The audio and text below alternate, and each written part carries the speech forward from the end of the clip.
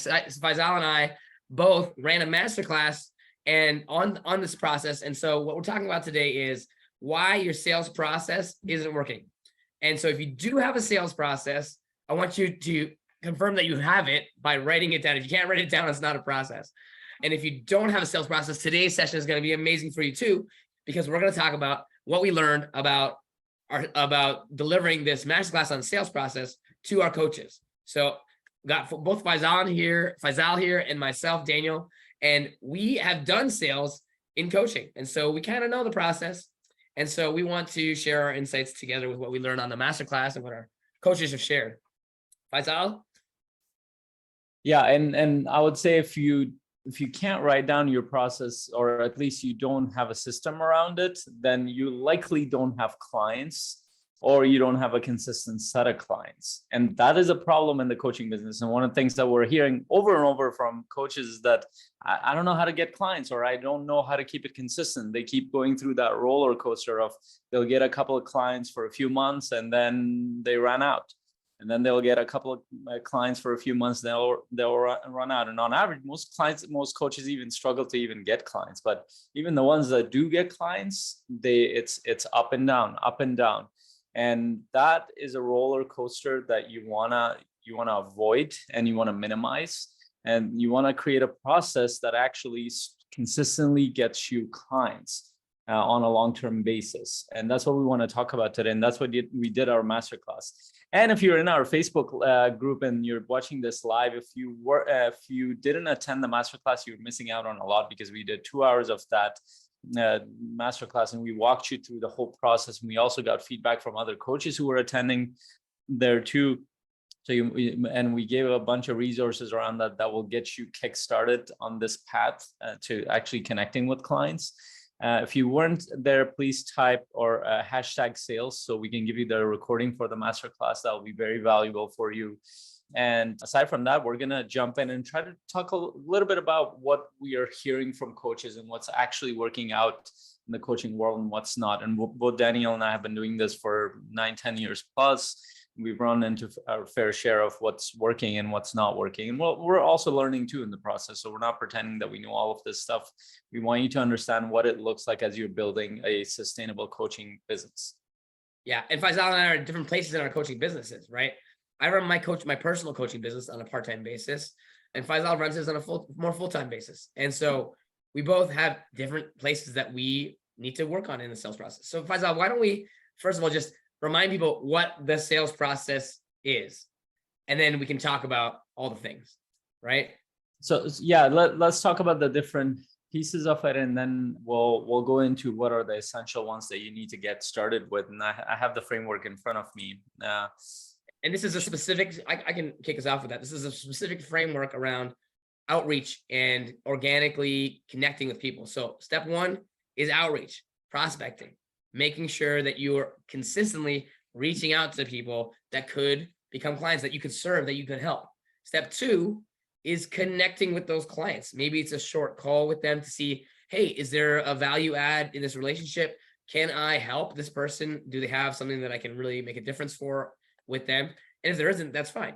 But if there is, step three is actually get them on a coaching call. That connecting step isn't necessarily coaching. It's, should we try coaching together? Step three is you coach them and you offer them an offer. That may be one call, maybe two calls, like whatever it takes. My last client that I did that step three with, I actually did 2 calls with them before I made the offer. But a lot of times I just do 1 call. It depends. And then the last 3 steps are step 4. If you get a no, it doesn't mean no. It means it's not a fit right now. Maybe it is a fit, but later it can mean a lot of things. So don't take it personally. Follow up. Step 4 is follow up. They say that the magic is in the follow up. The sales are in the follow up. So follow up, because you need to have like 4 or 5 touches of follow up before somebody's like, oh yeah, this person actually cares about me, is interested about me, remembers me, all that stuff. And then step 5, get referrals. Who do you know? Ask people who you know. Even if they're not going to be your client, you can ask them for referrals. And step 6 is continue to maintain those relationships over time. It's called nurturing. So those are the 6 steps: prospecting, outreach, connecting with them, checking if it's a fit to do a coaching call, do the coaching call, at some point make an offer in there, either in that call or in a second call or whatever works for whatever you're doing. Then continue to follow up with people, especially those who said no. and then ask for referrals, and then maintain and nurture those relationships. Yeah. What I love about this is that it shows a journey that the client goes through. And many people, coaches who learn this out in the marketing world, they learn it at a very high scale level. Is that, hey, make sure you send them an email list, make sure you send them all that stuff. Well, until you build all that stuff and until you have a large following, you will probably need to do this manually. And I want to, and here's the thing that I think a lot of times we solve for scale when we don't need to solve. And I've done that so many times in my business, and it just doesn't work. That's totally true. Totally true. When I first started out myself, I had these giant spreadsheets of all the steps that would be in the process. I was like, how many, like, I didn't actually make a list of people that I was keeping in touch with. I was like trying to build a system way before I actually got into conversations with people. It was like so engineering of me. I engineered the whole system without actually having experience to engineer the right thing. And that took a lot of time. Like, I need to build a website. I wasn't actually doing the process to learn the process. I was actually trying to create all these tools and things that who knows if they were applicable at that stage in my journey. Yeah, and it's really funny because I haven't just seen this in the coaching world. I've also seen, I work with real estate investors, and they usually, because especially capital raisers, they usually have to take people through a funnel, and they're taught that in their programs. But when you look at what they're doing, and I actually ran into that with one of my clients who was getting a little bit discouraged and stuff, and I'm like, okay, share what you're doing. And I went more into the mentoring role a little bit. And as I looked at his, I was like, it sounds like the thing that you need to do is, because he was kind of waiting for the company to build his website and then funnel and all that stuff. But the main thing he needed to do is kind of put himself out there and start reaching out to investors. And I'm like, when are you doing that in your plan? He's like, well, once I build all this stuff up, then I'm going to do it. It's same exactly as coaching. Once I X, Y, Z, I will start having conversations. Classic. And they will sit on that. We all do. I did that too. So this is not like pointing finger. We all do it. It's one of those funny things that we all do. But here's the thing. Months or years. It can take months or years to get over that. Like, it took me years to actually like figure out that, like, actually that's where the real iteration and consistency has to be, is having those conversations. And it's just way easier not to. Because those conversations are a risk of rejection. There are conversations are a risk of doing something hard. There's so many reasons why we might not do it, we might resist it. So, you can waste a lot of time. Yeah, and then we've talked about this so many times that a lot, like the harder things to do in business are actually get in conversation, connect with people. Because I mean, they're complicated. Like one of the hardest things for human beings generally is a social environment. Like being able to think about how many people, when they go to events or parties, how many people, especially like in the Western world, that you will go and you will want to have a couple of drinks. And why do they have a couple of drinks? Because they have social anxiety a lot of times, and they want to alleviate that, which is fine. But then the same thing shows up when you're connecting with people. And especially when you're asking them for something, especially when you're offering a service, a lot of insecurities come up. Even people who have done sales in the background, when they offer their own thing, it is so different, because you could sell somebody else's program. They say no, it's like, who cares? Let's move on to the next one.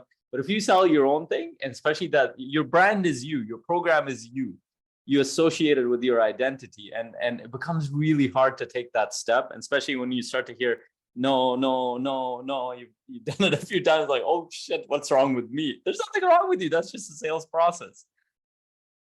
Yeah, and actually, it's a really good point. Like, in the offer, you're like, if you think people are just going to say yes to you all the time, or you shouldn't do the call, like, then you got to rethink the way you think about this, because it's actually a percentage. So think about the word percentage in terms of your offers. When you make an offer, you should know and expect that a percentage of them will say no, and a percentage of them will say yes.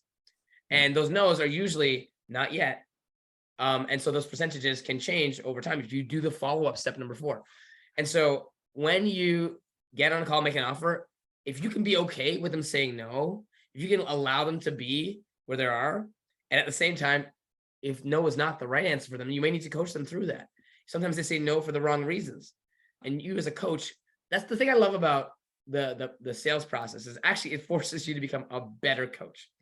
If you can coach through objections, if you can coach through challenges in their life around signing up for coaching in a way that actually is right for them, if they are authentically like deciding for themselves, not because of you, not you pushing a sale on them, because both of you are totally convinced that this is the right thing for their lives, and helping them get over that hump of like, oh, but like, like, I don't believe that that's going to work for me. And if you can demonstrate in the sales call that it's going to work because you work through stuff together, then you can get out of your own way by expecting it's not going to work 100% of the time.